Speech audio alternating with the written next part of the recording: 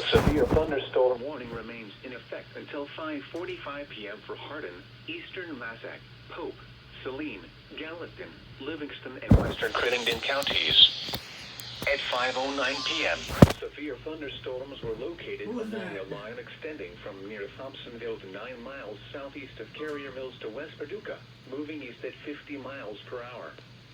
Hazard, 70 miles per hour with gusts and penny-sized hail. Numerous reports of trees down and reports of damaging winds. Severe weather has been confirmed by train spotters. Intact, expect considerable tree damage.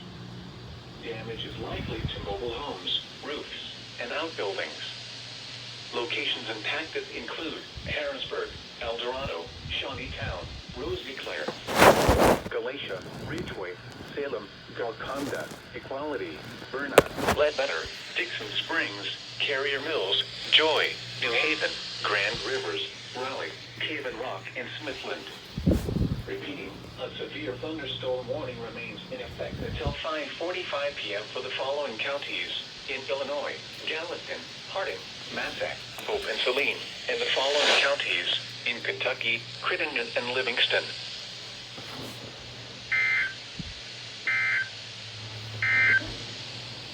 Here are some